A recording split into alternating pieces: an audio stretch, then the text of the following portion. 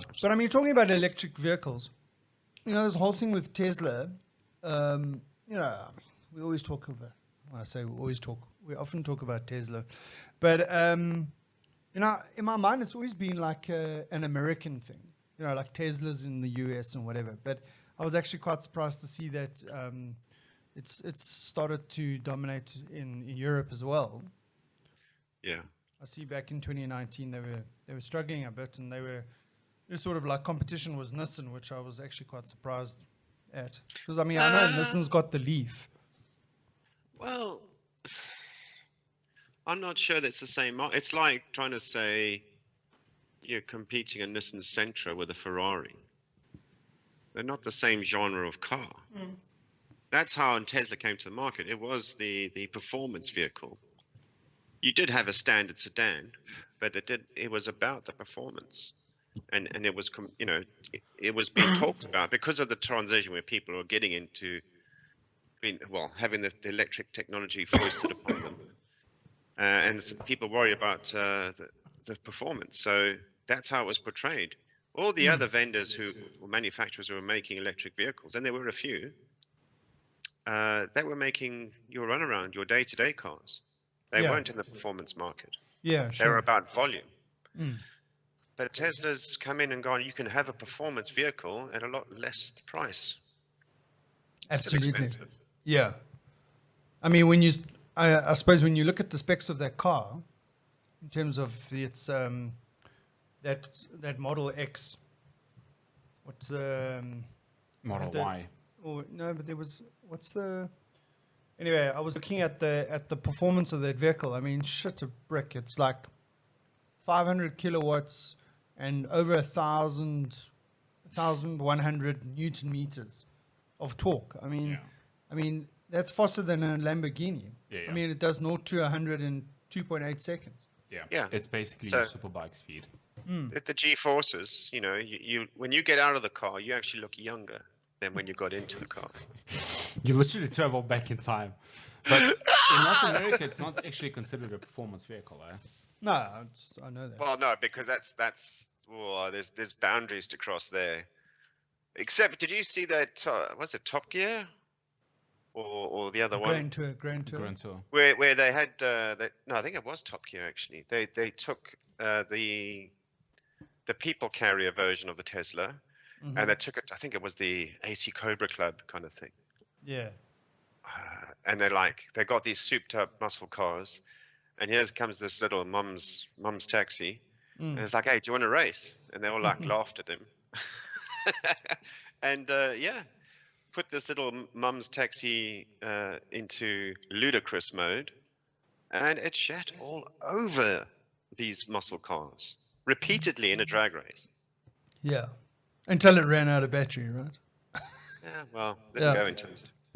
Three is enough. I proved my point. I'm just exactly. I'm just gonna limp around the corner and run out of juice. Yeah.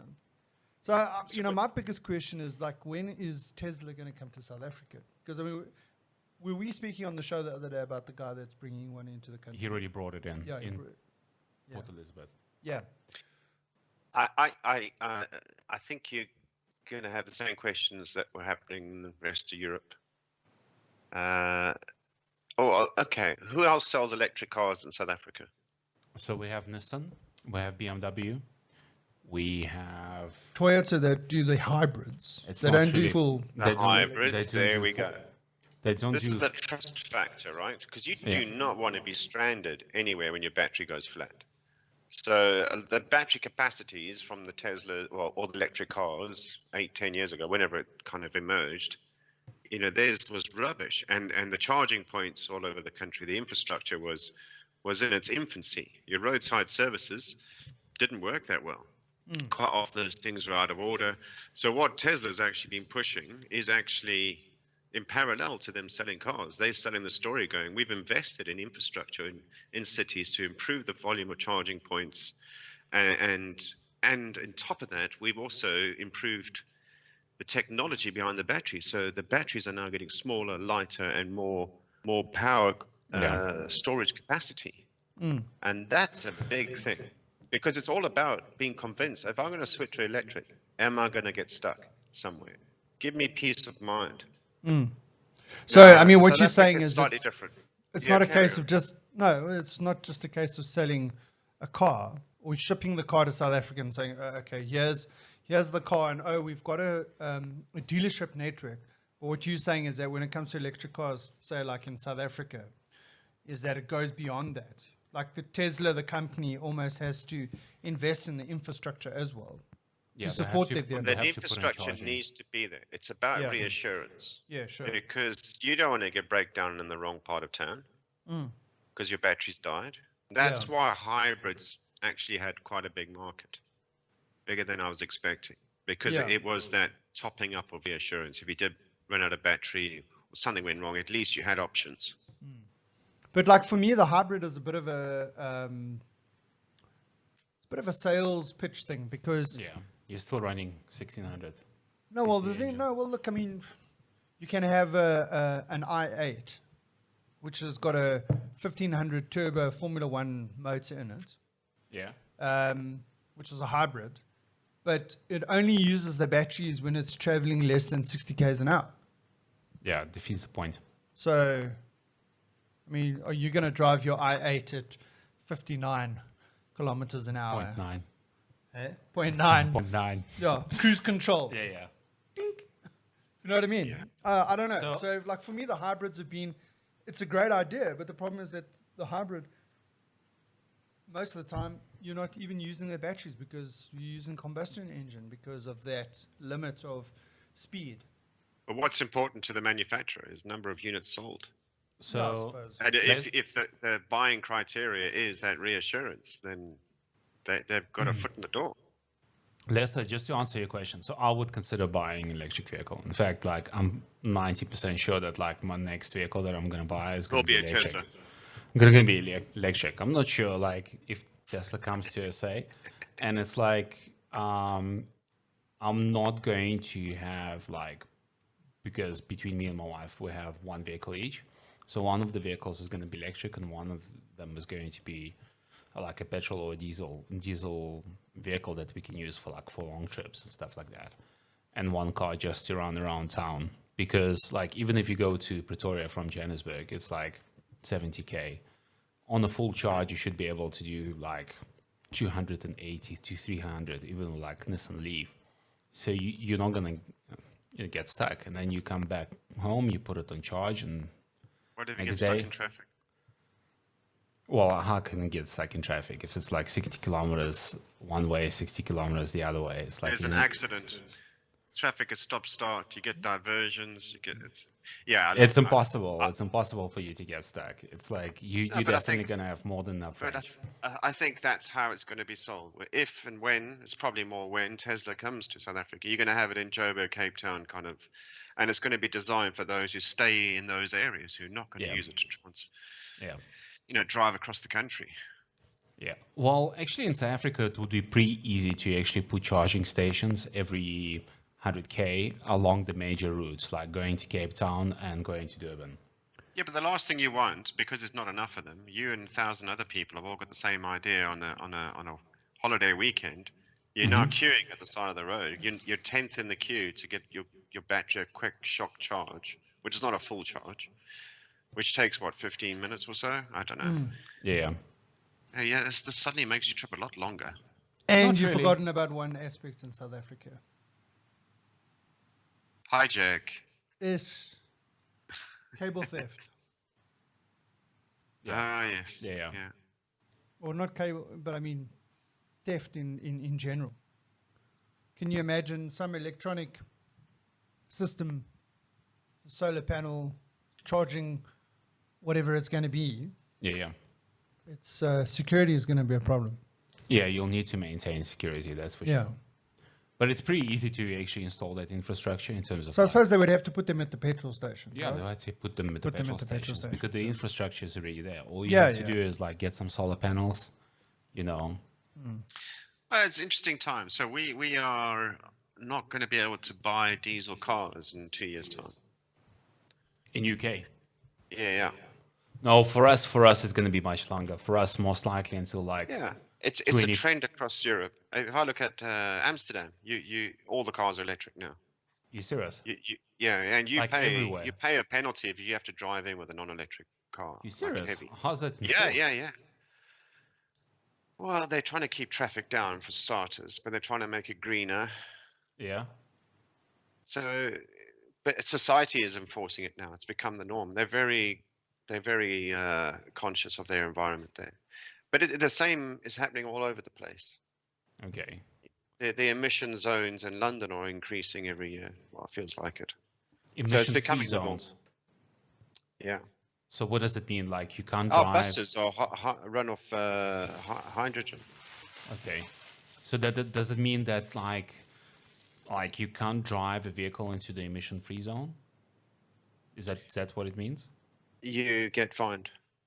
Okay. And like So everything. So you got to understand, everywhere in London, all access roads, they've got number plate recognition systems, okay. and they know straight away what model your car is, etc., Okay. what the emissions are. So Man, that's so it's like that's it's becoming normal. fine-tuned to the point where you're like driving and you automatically get a fine on your phone. Yeah. So I wonder if you can buy a combustion version of an electric car, have a personalized number plate, and you just swap it between the two cars. Yeah. Or is that Just wrong? put a Velcro number plate. But if you get caught once again, then you're looking at like 10 times the fine. And fines in UK are not cheap. Yeah, I can yeah, attest to definitely. that. It's not Yeah, cheap. but it's not just that. You could, it's quickly going to turn into points on a license, and you lose a license. Oh, that's true. Yeah, Repeated offenders. Yeah. that's true. Yeah, we don't have that problem in South Africa. Yeah. It's like I was shocked to see in London on the highway, everyone is like crawling at like 90 kilometers an hour. It's like everyone is like, even the people in the Porsches. They're like, in Johannesburg, you'd never see that. You just, Man, you I have would be happy that doesn't happen. Normally, you're riding around at like 15 k's an hour, stop start on the yeah, highways. that's true. That's true. 90 kilometers. Oh, that would be lovely. Yeah. Sounds like whatever. I was going to say, it's So- almost like it'll be the Autobahn in the UK. You'll think that you're on the Autobahn because of the relative speed of going 15 k's an hour to 90 k's an hour. I'm So quite great. intrigued by the Autobahn. I've been on sections of it all around in different parts of Germany. Mm-hmm. And the first time I went on it was about 18 years ago. And I remember the traffic police drove Porsches. I'm like, this is serious stuff here. Yeah, yeah. But it's yeah. I mean, yeah, you can go fast on there, and that's the norm. But if you don't have the fast performing car, you better get out of that fast lane. In fact, you better get into the slow lane. They But still don't have you get accidents on fined? there. Don't you get fined if you're in the fast lane and you're not going fast enough? If you're holding up traffic, yeah, Yeah. that's the problem. It's dangerous. I mean, they do have speed restrictions. I mean, you've got to imagine in rush hour, there's a lot more traffic on the road, so they still can put speed restrictions on that highway, Yeah. and when there's roadworks. But yeah, it's intriguing because different It's people like- have different behaviors on this road. Mm-hmm. It's amazing because it's like it sort of doesn't fit the concept getting fined for going too slow, you know. Yeah. Yeah. Again, not another problem that we have in South Africa. No, for sure. Or getting fines in general. It's not a problem in South Africa. Moving on. Moving on. Well, actually, just going back to the Tesla thing, the guy that brought in the Tesla into South Africa, he's actually the guy that owns the company that brings in the Tesla power walls. And what he's done is they said the reason why they brought it into the country was to as a promotional thing for for the Tesla power walls. Right. This Hey? it sounds great, but it can also be scandalous. Oh, elongate. Did you see that tweet? Yeah. That was brilliant. Oh, jeez. He's like that guy's on a different planet, Yeah, yeah. or he wishes But he it will be was. soon. It's good. He will be soon.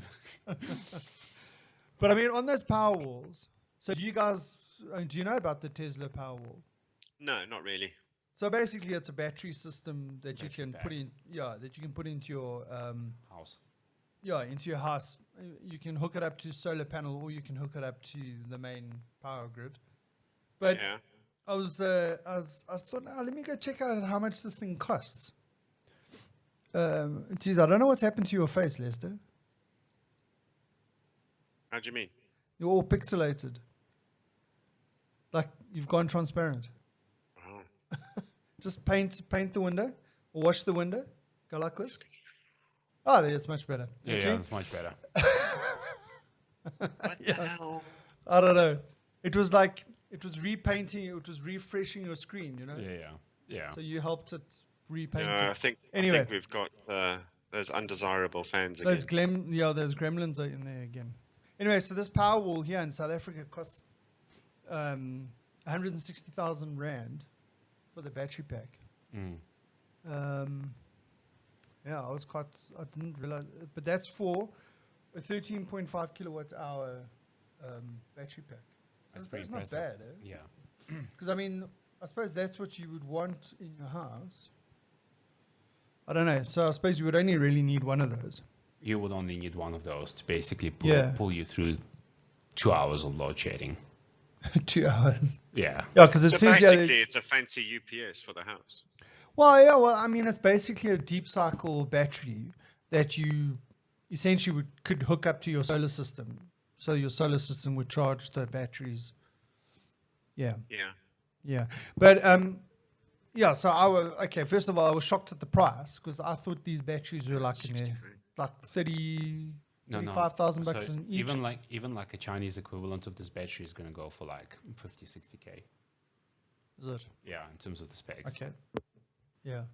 Anyway, yeah. And then what I found very interesting about these batteries, they've got a 10-year warranty on them, It's pretty good. which is not bad because the typical lifespan of some of these solar batteries is 5 years. Yeah. Yeah. If it's got 10 years, it's most likely will last you 15. Yeah. So that's pretty cool. So I suppose I don't know, I must work out. It's still a lot of money, yeah. It is a lot of money. But Still a lot For of what money. it is. But then you get the app as well. You get other functionality that you don't need. You got to It's pay all extra part of for the that. service. No, you got to pay extra for that. Yeah.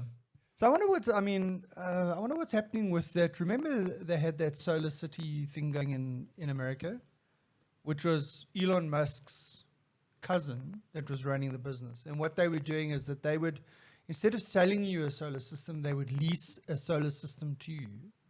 So you didn't pay for it was like, yeah, they put it on your thing, you pay a fee, you're leasing the equipment. But then what they would do is that they would then control the power. So then if you had oversupply, they had the ability to redistribute Distribute it. that power somewhere else. And I think there were benefits to doing that and whatever. And at one stage, they were saying that they reckoned that Solar City could become one of the largest power Suppliers. utilities in America. yeah. But I haven't heard much on that in the last couple of years. Yeah. Yeah, I must actually maybe do some research on that. So the issue is like in the US, even like on the suburb levels, the power systems sometimes are not interconnected. Oh yeah, So what the Solar City did is they basically created tons of like little microgrids within like suburbs that opt out for the leasing option, right? yeah, And it works well. Most likely, some of those microgrids were interconnected, so they could push power between themselves. yeah, sure. But Absolutely. it's apparently it's an issue in the US because the entirety of US does not sit on one single power grid. I Yeah. know it's like you'd think it would, but it doesn't. So there's like 3 or 4 different power grids in the US. Yeah, and like they don't have one power utility for the whole No, country they like have we like do. 16. Yeah, exactly. They have exactly. 16 Yeah. like different Yeah. power utilities. Well, I And suppose- most likely like another like 50 small ones. Yeah. Yeah. Sure. Yeah. In the UK, is it like pre-centralized? So you have like a centralized utility like Eskom, or it's not? In a way, we have a national grid for redundancy and distribution, and then you'd have various means of energizing that grid, and that could come from different sources and different companies. Okay. But the actual selling of the services is it's utilities. It's you could have a number of companies or resellers of other companies' services to the home or to the business. Yeah, there's a lot of energy companies that sell power through that national grid. Okay.